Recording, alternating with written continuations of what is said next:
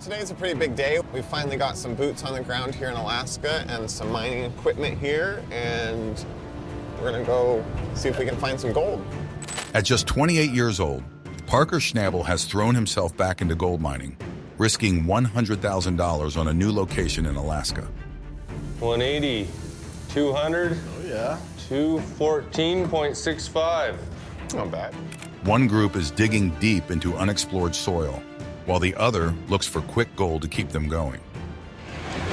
Come on, baby. Despite dealing with broken machines and using borrowed equipment, they continue.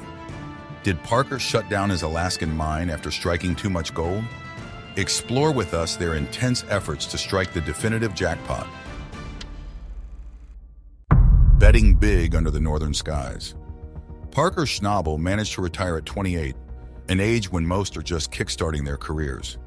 12 years ago, at 16, Parker took control of his grandfather John's claim in Alaska, growing it into one of the largest gold mining operations in the Klondike. Now he's gambling again, investing $100,000 in a new claim back in Alaska. Is it a smart move, or is he just rolling the dice with his fortune? The stakes are high. Parker's team is divided between two sites on the claim.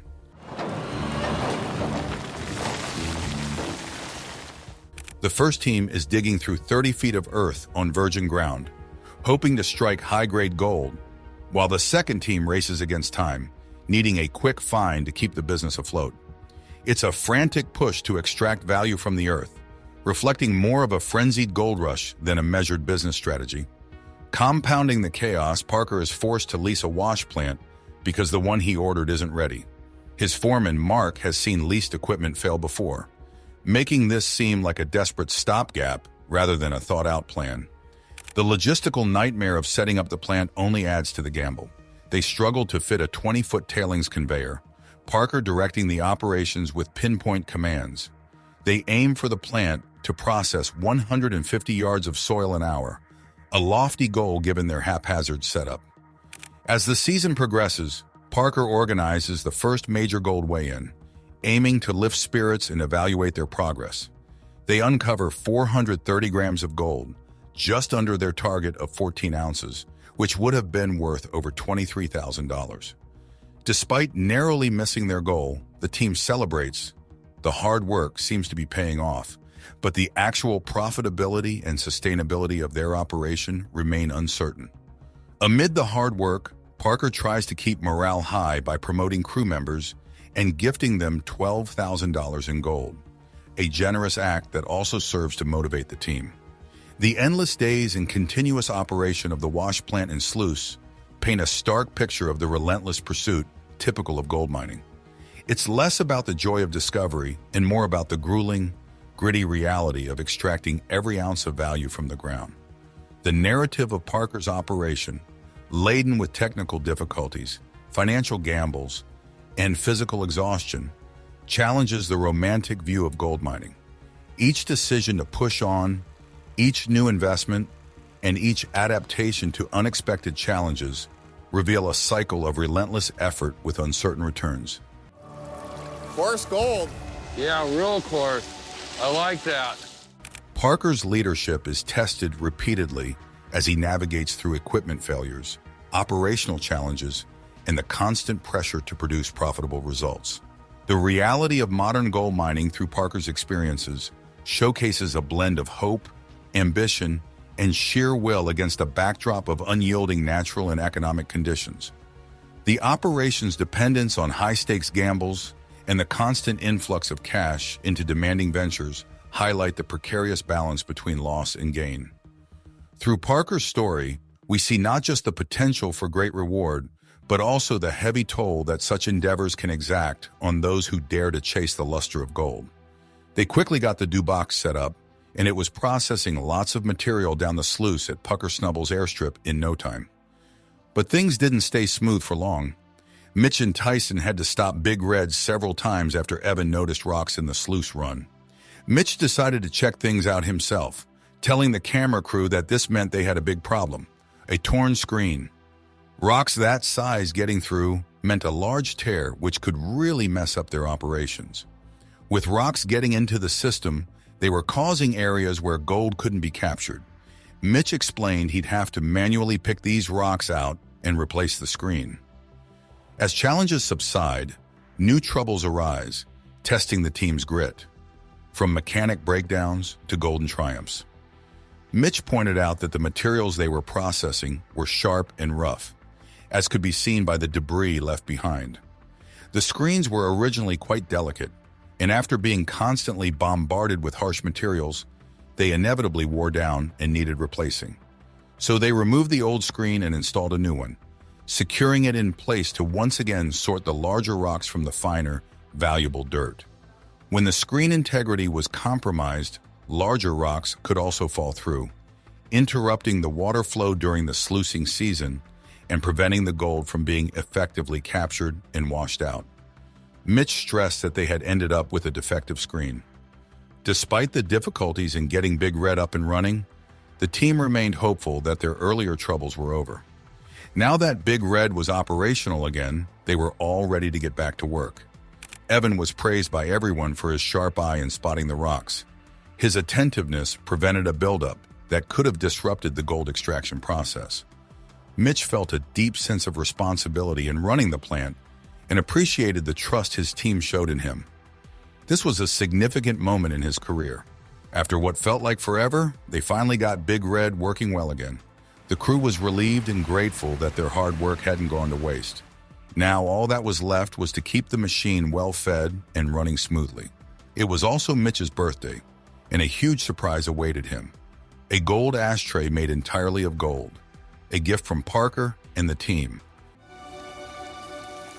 If that's a sign of what's to come, then we're in the right spot. The ashtray, valued at $12,000 and weighing 6.95 grams, astonished Mitch. He was overwhelmed, hardly able to believe such an extravagant gift was for him. As the crew laughed, Parker joked that others might get such a gift in the next 30 to 40 years. As the crew celebrated Mitch's birthday and their success in fixing Big Red, they eagerly awaited the first gold yield from the runway cut. The timing seemed perfect.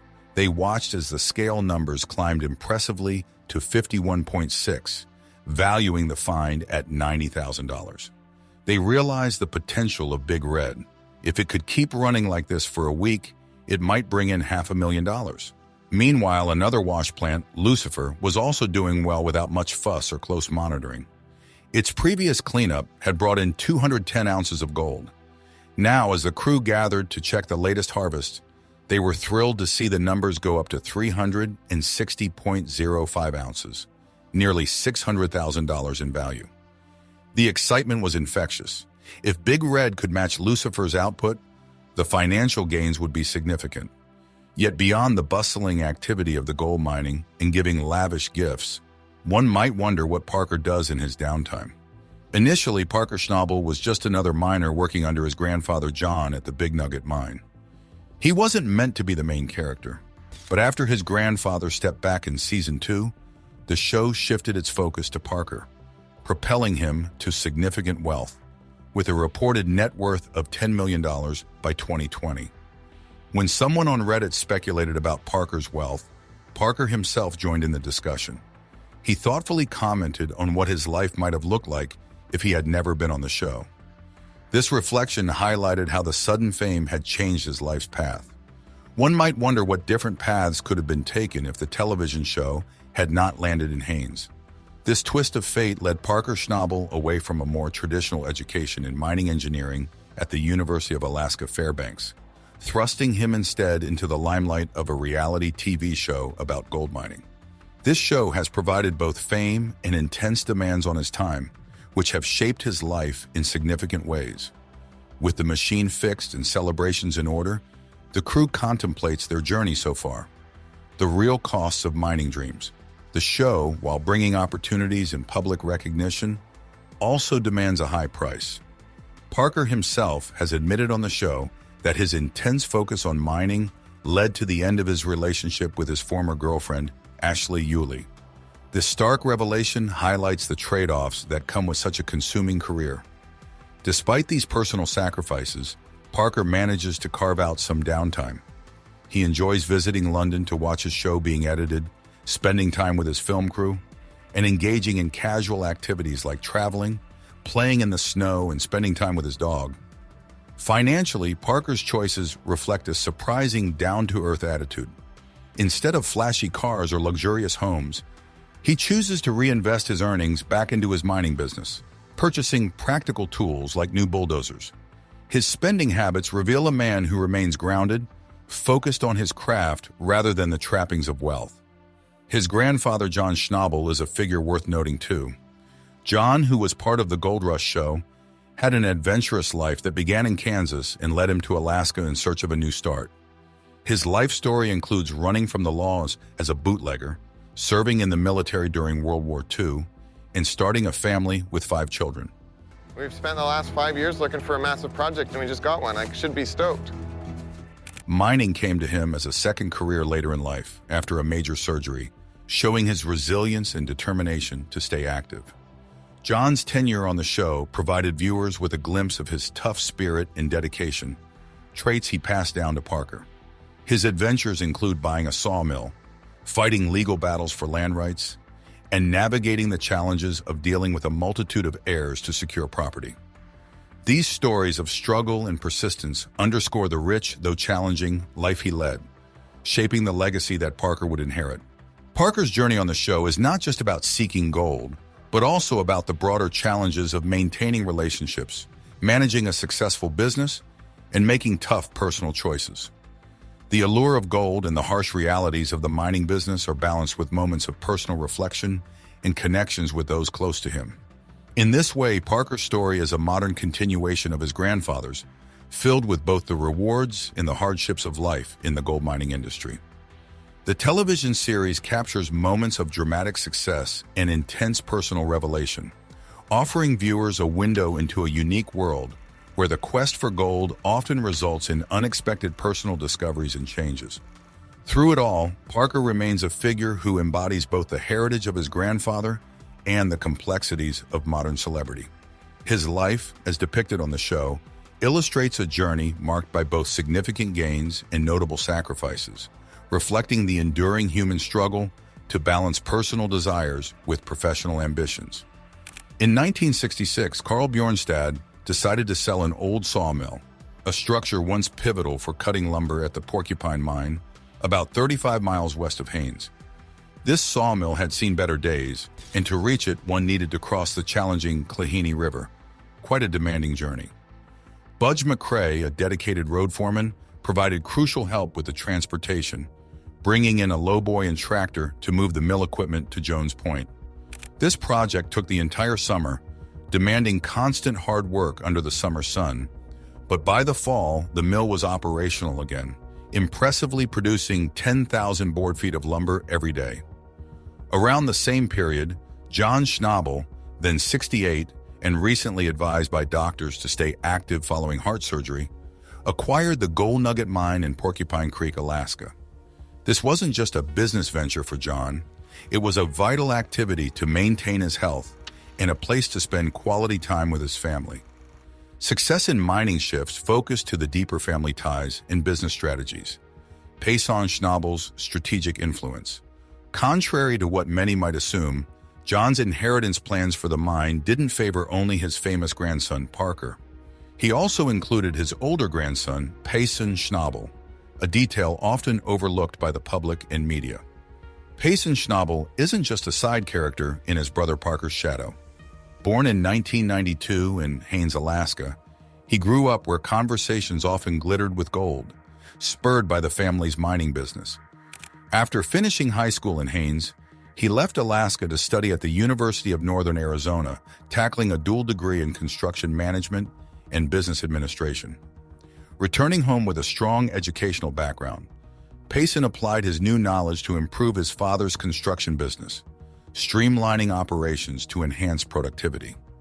By 2016, he took on a significant role as project engineer, demonstrating a keen ability to manage and improve the family's operations. Apart from his engineering work, he also began investing in real estate for the Big Nugget, strategically expanding the family's assets. While his brother Parker became the familiar face of the family on television, Payson preferred to stay behind the scenes, focusing on the strategic aspects of the business. This difference in roles suited both brothers well. Parker relished the limelight, while Payson enjoyed the challenges and rewards of managing the family's operations away from public view. Payson's few appearances on the television show Gold Rush began in 2012, and although he appeared only occasionally until 2016, each appearance highlighted his solid, reliable presence within the family and the business. We're really close to the end of the trip. There's definitely a lot to think about for me. His final appearance came during a special episode that honored their grandfather, marking a poignant moment in the show's history. The story of the Schnabel brothers is one of ambition and pragmatism, woven through with the pursuit of gold. Their story is as straightforward as it is complex, filled with the hard work of mining and managing large equipment, like the wash plant they nicknamed Lucifer. The process of moving this massive piece of machinery was critical. They had to dismantle it, move it, and reassemble it, ensuring everything functioned smoothly to avoid costly delays. This tale unfolds against a backdrop of both personal and professional challenges, capturing not just the hunt for material wealth, but also the quest for personal fulfillment and business success in the unforgiving terrains of Alaska. The daily operations, strategic decisions, and familial dynamics paint a vivid picture of a family deeply embedded in the world of gold mining, driven by a legacy that is as rich as the deposits they mine. In the oppressive heat of Panama, the team faces a daunting task, setting up the massive wash plant known as Lucifer on its pad. The process is filled with danger and dripping with sweat, turning into a chaotic scene quickly. Tyson, positioned high atop the pad, calls out words of encouragement. His simple commands are a stark contrast to the complex and strenuous effort unfolding below. As the crew works to maneuver the gigantic wash plant into position, the atmosphere tightens with tension. The air becomes charged with the threat of disaster as the plant nearly topples over. This close call highlights the sheer weight of the plant. Even the powerful 750-ton crane strains under its load, struggling to lift and rotate the massive structure by 90 degrees. Despite the anxiety and the intense physical labor, the crew pushes through. With sheer determination and a lot of effort, they finally manage to get Lucifer into place. The pad, now holding the massive wash plant, stands as a testament to their hard work. However, the sense of relief is fleeting. There's no time for celebrations as the next challenge looms. Connecting the 120-foot super-long stacker that feeds dirt into the plant, a crucial step toward their ultimate goal of finding gold. In Panama, intense challenges test the team's limits and dedication, struggling through Panama's depths.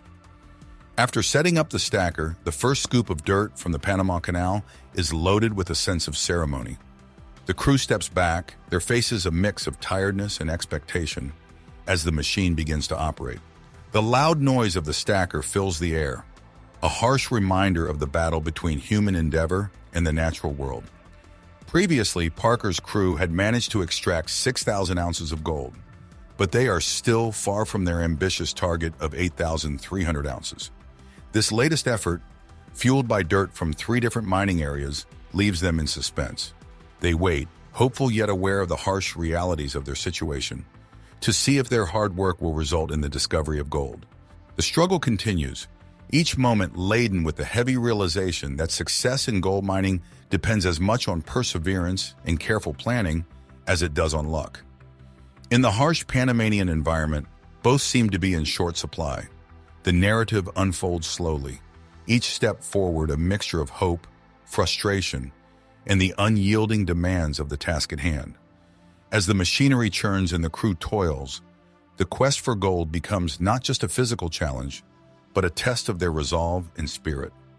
The journey is long, and each ounce of gold earned is a hard-fought victory against the relentless earth. The day had come for Parker and his crew to see the fruits of their season-long labor. After a challenging year that included navigating the giant machine they nicknamed Lucifer across treacherous terrain, everyone's nerves were stretched thin. Their last venture at the payback cut had earned them a respectable $190,000, setting a high bar for their current expectations.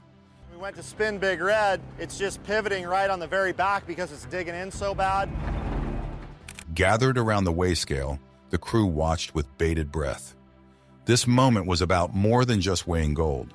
It was about measuring the worth of every drop of sweat and every long day they had endured. The digital display finally blinked to a stop at 159 grams.